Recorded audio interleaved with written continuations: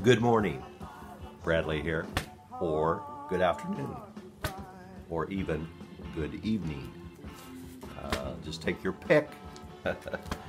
Today's video, I just want to show, these are 10 of my earliest albums that I ever bought. So we're talking about 1970. I'd just become a freshman in high school. So, and there are a few records that I'm not showing. Probably they would be early Beatles records, which I sold those, unfortunately. But I will show these. It'll give you a good example of what I was buying. And actually, I look at these albums and I'm thinking, well, that's not too bad. Whatever. So 1970. Prior to this, I just had one of them cheap kiddie phonographs. One of them square, just cheap. So it was probably March of 1970. And my brother was in the Navy and he was stationed in Memphis, Tennessee. So my parents and I went down there to visit him, and my parents asked me if I would like a phonograph. I said, yeah, of course. Free? So anyhow, we went to the PX on base, and I picked one out. It was a General Electric. I think the model was called a Wildcat. It was kind of like a suitcase, plastic suitcase that would fold down, and the turntable would be there. Molded plastic stereo speakers on each side. Actually, it sounded very good, especially back then. So anyhow, we went in, I picked that out, and of course I had to get an album to play on it. And I was, at that time, I was, and still am, a Beatles freak. So it was pretty much assumed I was going to get a Beatles album. So I started looking through the records they had, and I came across this one, and that was on my want list. But I kept on going through the B section, and I came across this one, Blood, Sweat, and Tears. First album with David Clayton Thomas. And they had played probably at least 4 songs on AM radio off of this album. And anyhow, I picked this one over Meet the Beatles. So this is actually my first album, and this is the true album. Like I said, I had that GE Wildcat, and I played the crap out of this record. And to this day, this is one of my best sounding records. I never babied my records, but I kept decent care of them. And this thing is like, sounds amazing. And even at that age, I guess I liked the organ and the horns. So I was kind of maybe into jazz back then. I like the sound. So anyhow, I get back home, and probably the next week, well, I had to get another album because I can't just have one album. So, yeah, Meet the Beatles. Super album. This is the Capitol album, their first Capitol album. And this is my original copy. All my other early Beatles records, I sold off at a young age. Stupidly, but I did. And actually this particular album, this pressing is, I think it's a 1967. So it was the last pressing of this album on the Capitol Rainbow label. I played this the other day. You know, I'd probably played it 1,000 times, and it still sounds pretty good. Not bad. Okay, the third album. And from here on out, I'm not really sure of the exact order of these first 10 albums, but I think it's close. So back then, 1970, what band nationwide was popular, played it on the radio? Well, it was Three Dog Night. It Ain't Easy. 1970. And I listened to this the other day, and actually, it sounded pretty good. You know, Three Dog Night, it's, yeah. But they, instrumentally and vocally, they were a great band. And if you're going to get any Three Dog Night albums, which you probably won't, you can get them for 50 cents probably, this might be the one to get. It's probably one of the best. Got a lot of good songs by good songwriters. Let's see, Cowboy by Randy Newman. It Ain't Easy by, did Ray Davies write that? R. Davies. Everybody covered that. Paul Williams, Out in the Country, which I love that song. Mama Told Me Not to Come, Randy Newman. Your Song, Elton John, good version of that. So they didn't write too much of their own material, similar to Blood, Sweat, and Tears, but you know, they are what they are. But that might be the album to get. Okay, I think this is the fourth one. And back then, what other band was really popular? One of them would be Steppenwolf. And this is my original copy. They even have, featuring the hit, Born to Be Wild. I always like this cover, silver. Good songs on here, excellent album. Sookie Sookie, Hoochie Coochie Man, Born to Be Wild. The Pusher. Excellent Steppenwolf album.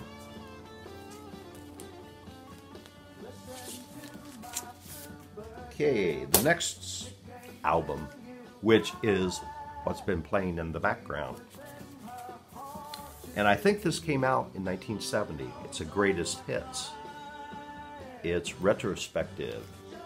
The best of Buffalo Springfield on Atco Records. So I always knew I would get this album. I actually didn't know a lot of the songs. For what it's worth, I knew that. And some of the other ones I had heard. I think Nowadays Clancy Can't Even Sing. But this is one of the best greatest hits albums around. It's very good.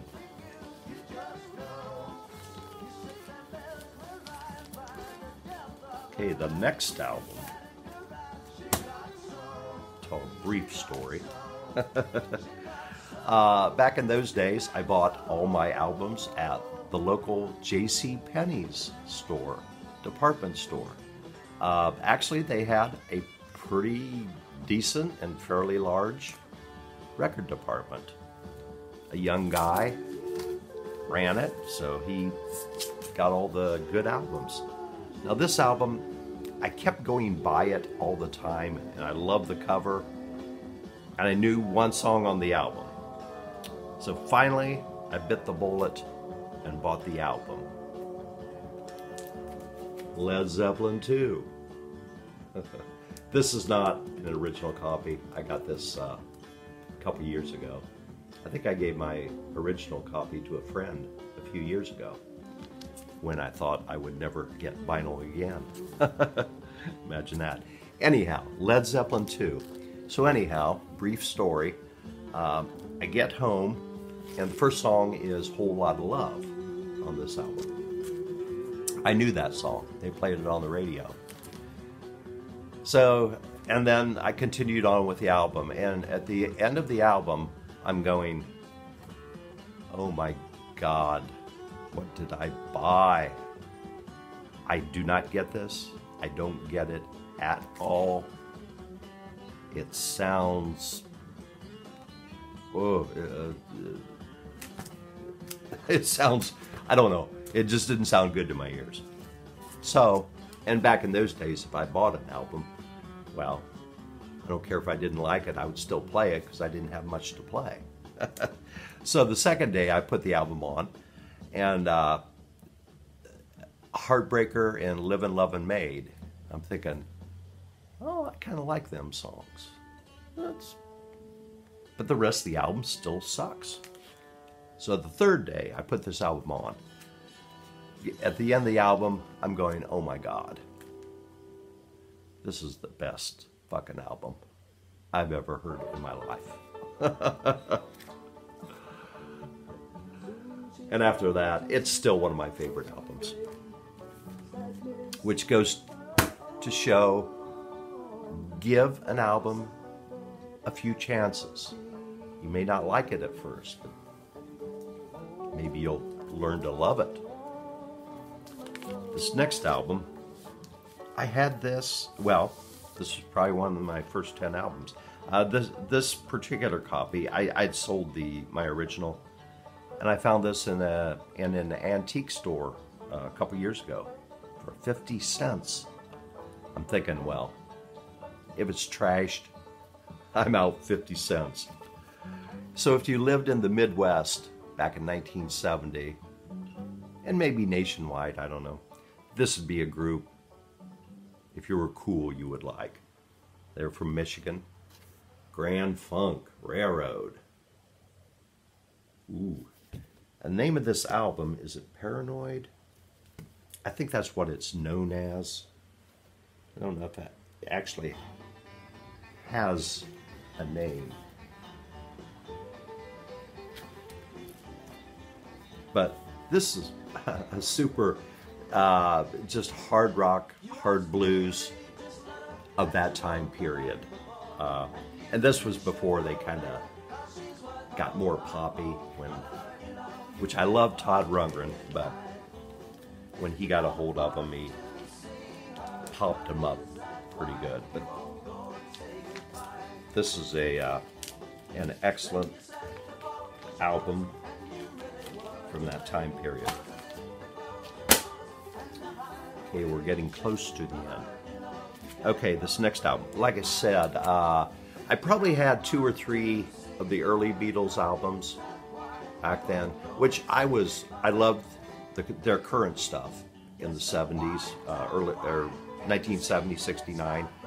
But I was buying these records, and I thought, well, I want to get the early albums, just in case maybe I couldn't get them in the future. Right. So I think this album came out, I thought it came out a little earlier, but I think it came out in 1970. So this is it's known as the Hey Jude album.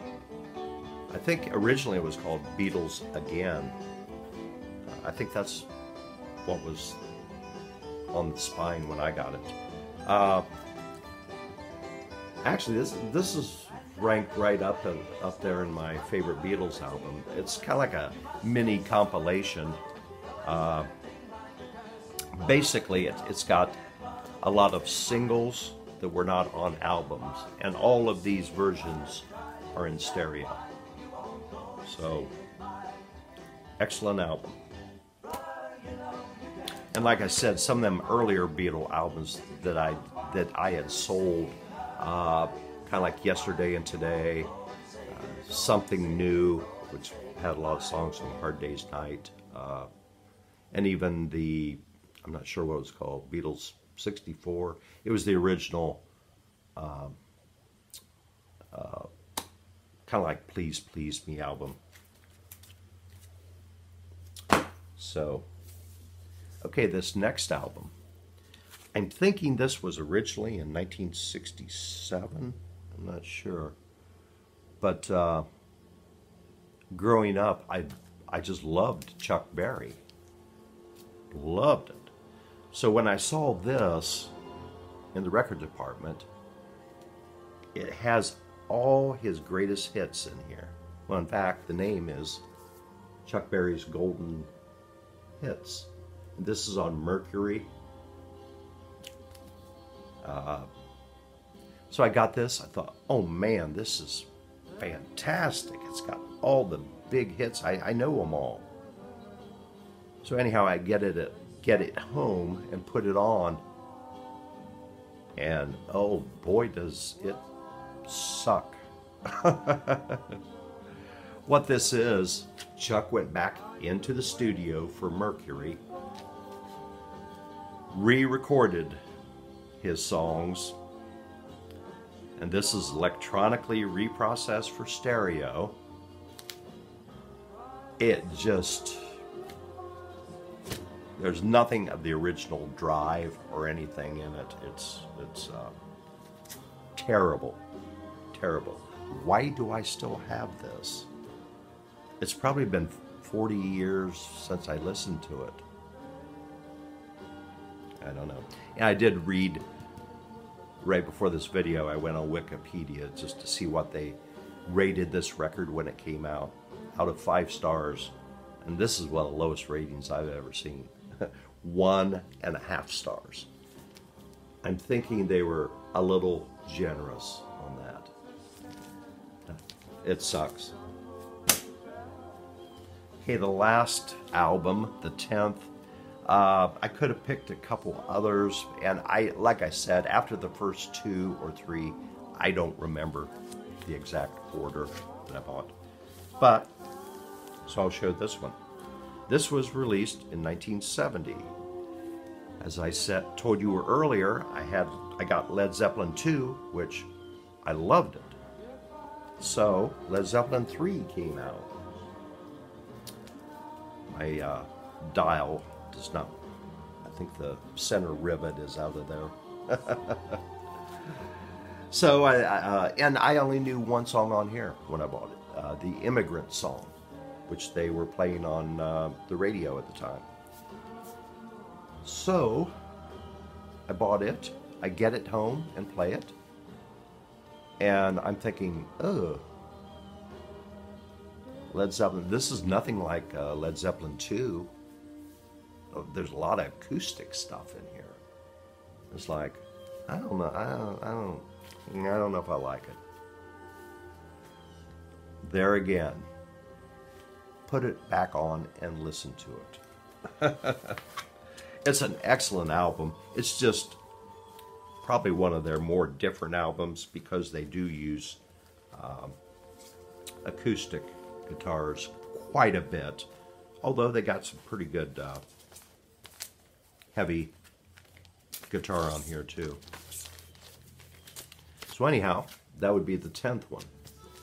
So that kind of wraps up my first 10 albums I ever bought, 1970. And before that, like I said, I had a cheapo record player. So I would buy 45s, and I had a couple maybe K-Tel greatest hits, but I didn't have any true real albums. And back then, 1970, the albums, they were selling for like 2 price ranges, either $3.99 or $4.99. So that was what you were paying for records back then. Basically $4, or if it was Beatles or something, it'd be $5, but a lot of them would be $4. So anyhow, I hope you enjoyed this little trip back in history, or my history. So everybody out there, take care, and I hope to see you the next time. We'll see ya.